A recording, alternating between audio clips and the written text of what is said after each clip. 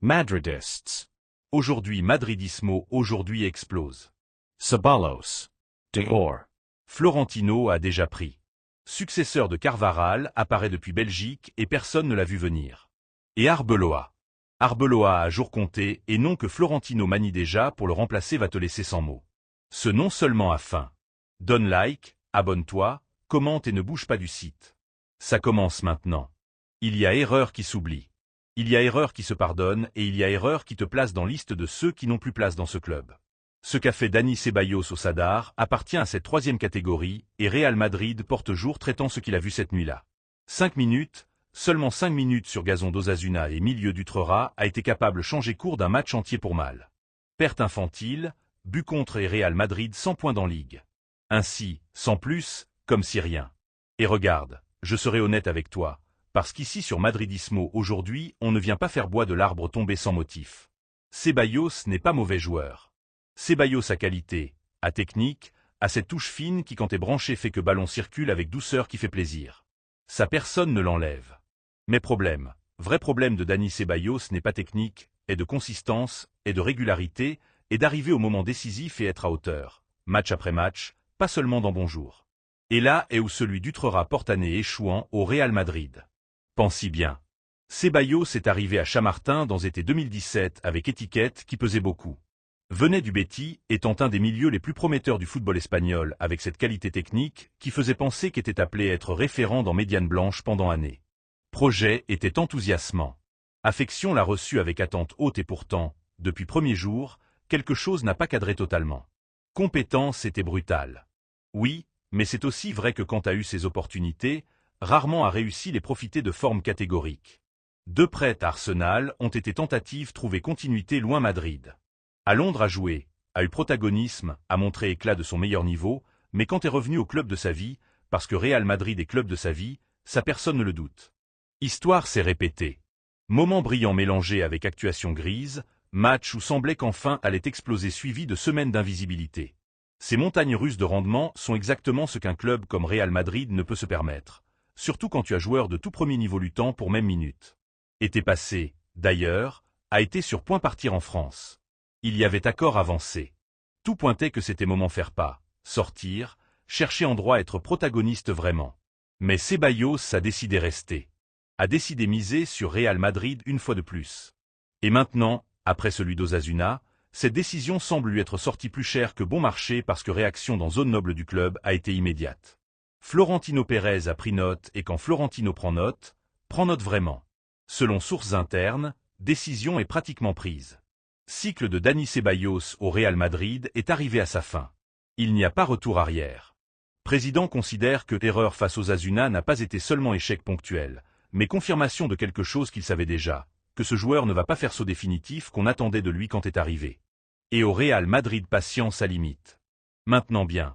Et que se passe avec contrat? Parce que Ceballos a lien avec club jusqu'à 2027. Ce qui signifie que Real Madrid a marge pour négocier sans hâte.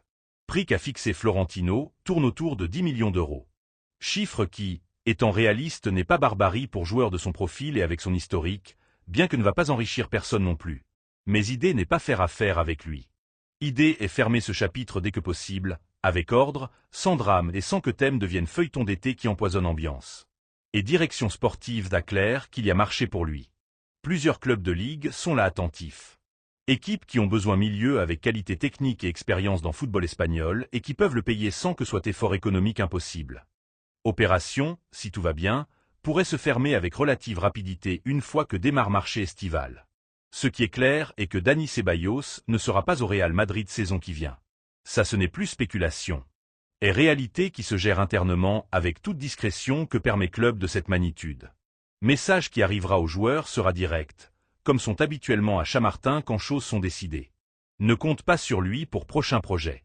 Et on comprend qu'il y a quelque chose de tristesse dans tout ça, parce que Ceballos est madridiste de cœur, ça toujours on lui a remarqué. A toujours dit que jouer au Real Madrid était son rêve et que défendre ce maillot signifiait quelque chose de spécial pour lui. Ce type de sentiment mérite respect, mais football de haut niveau est brutal et au Real Madrid exigence ne comprend pas sentiment ni rêve s'il ne les accompagne pas rendement. Chaque erreur à coup est celui du Sadar, pour moment où est arrivé et pour ce qu'il a représenté dans contexte de saison a résulté trop cher. Florentino a pris décision correcte. On le dit sans douter. Dans club qui rivalise pour tout gagner, qui a obligation d'être toujours au maximum niveau, ne peut continuer miser sur joueurs qui portent année promettant plus que ce qu'ils livrent. Marché existe, prix est raisonnable, été est moment parfait pour faire nettoyage avec tête et avec critères. Ainsi se gère club grand, sans sentimentalisme, mais avec logique sportive. Chapitre Ceballos au Real Madrid se ferme sans fin que joueurs et affection auraient voulu. N'a jamais été titulaire indiscutable, n'a jamais fini être ce qu'on attendait de lui. Et ça à Chamartin est suffisant pour que porte s'ouvre vers dehors. Au revoir, Dany et chance. Vraiment. Bien, on change complètement de registre parce que 6 premières nouvelles d'aujourd'hui avaient cette saveur aigre-douce des adieux qui ne sont jamais arrivés à être grandes histoires. Ce qui vient maintenant à autre couleur complètement différente. Sans planification, sans vision de futur, sans ce Real Madrid qui bouge toujours avant tout monde, qui arrive premier aux meilleurs talents du monde, pendant qu'autres cherchent encore joueurs sur carte. On parle de Kylian Sildia. Et si ce nom ne te dit toujours rien, note-le quelque part, parce que dans quelques années tu vas raconter à tes enfants que tu savais déjà qu'il était quand jouait encore à Jupiler Pro League belge et personne en Espagne ne prononçait son nom correctement. Real Madrid l'a dans radar. Intérêt est réel et opération pourrait être un des grands mouvements du prochain marché d'été. Mais, pourquoi Sildia? Pourquoi maintenant et pourquoi depuis Belgique? On va par partie, que ça mérite la peine l'expliquer bien. Tout commence avec réalité qu'à Chamartin ne peuvent plus ignorer. Dany Carvajal ne va pas être éternel. Capitaine, homme de Leganés, latéral qui a été pendant années un des meilleurs du monde dans sa position, à contrat qui finit et situation contractuelle qui oblige club penser déjà au futur. Et quant au Real Madrid commence penser au futur d'une position, le font sérieusement. N'attendent pas que problème arrive pour chercher solution. La cherche avant, toujours avant. Et il faut ajouter autre facteur. Trent Alexander-Arnold est déjà là.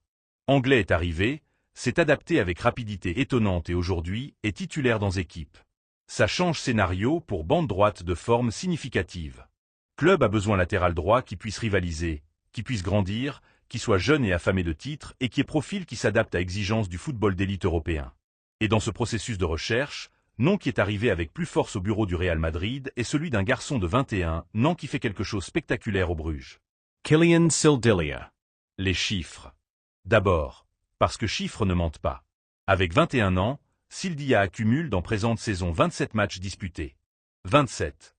Ces régularités que pas tout joueur jeune sont capables de maintenir et qui dit beaucoup de son niveau physique, de sa tête et de confiance que lui a son entraîneur.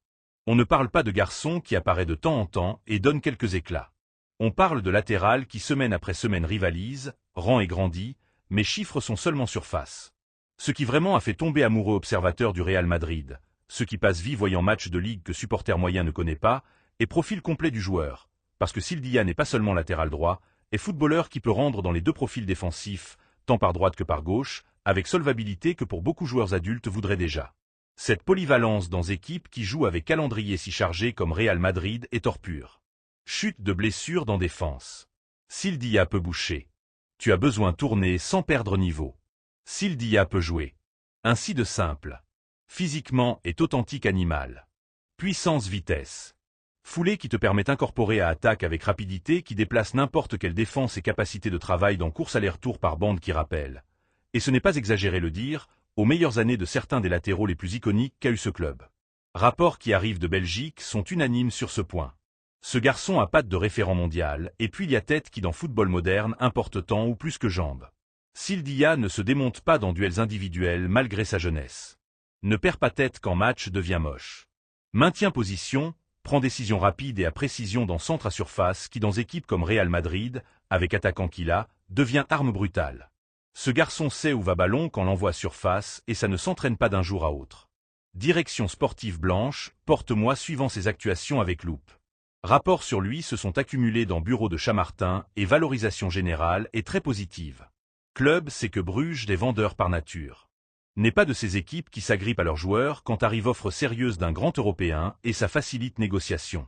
Son contrat a vigueur jusqu'été 2028, ce qui donne marge, mais signifie aussi que si Real Madrid veut le bouger avant qu'autre club se réveille, doit agir avec décision et sans délai. Parce qu'ici il faut être clair. Club anglais regarde aussi, et anglais quand veulent quelqu'un en carnet chèque qui te brise visage. Si Real Madrid attend trop, s'il s'amuse, s'il laisse que Premier League entre en scène avec toute sa puissance économique, prix de Sildia va se tirer de forme qui peut compliquer beaucoup opérations. Clé est anticiper, et anticiper est exactement ce que Real Madrid tente faire. Tout ça répond à la philosophie de club que Florentino Pérez a construit avec années de travail et de succès dans le marché. Arriver avant personne, miser sur talent jeune avec projection et construire effectif où jeunesse et expérience cohabitent de forme équilibrée. Sildia colle dans ce modèle comme gant. 21 ans, niveau contrasté, marge de croissance énorme et fin de gagner. Ce profil est exactement ce que Real Madrid cherche quand regarde futur. Marché d'été qui arrive va être passionnant pour défense blanche. Ère post-Carvaral commence à se dessiner maintenant avec calme, avec vision et avec intelligence qui caractérise institution qui rarement échoue quand identifie objectif clair. Kylian Sildia peut être prochain porter maillot blanc sur bande droite. Et s'y arrive, et tout pointe que peut arriver, sera autre exemple que dans ce club futur arrive toujours avant n'importe quel autre endroit. Si tu n'as toujours pas donné like et tu ne t'es pas abonné, fais-le maintenant. Laisse dans commentaire ce que te semble ce recrutement. Si tu penses que Sildia a niveau pour Real Madrid et si tu penses qu'il peut arriver à être successeur de Carvaral que ce club a besoin. Ton opinion compte et ici on la lit toujours. Il y a moment où on regarde banc du Bernabéu et se demande avec toute éducation du monde, mais se le demande. Que se passe là? Ce n'est pas question de supporters fâchés. Ce n'est pas question de ceux qui critiquent toujours tout. Et question légitime, honnête, de ceux qui veulent meilleur pour ce club et qui voient que quelque chose ne fonctionne pas comme devrait. Álvaro Arbeloa traverse moment le plus délicat de sa courte, mais déjà orageuse étape comme entraîneur du Real Madrid. Et on ne le dit pas nous seuls, le disent résultats. Le dit ambiance au Bernabéu, où sifflets ont commencé à s'écouter avec fréquence qui n'est pas normal pour stade qui est habitué voir gagner.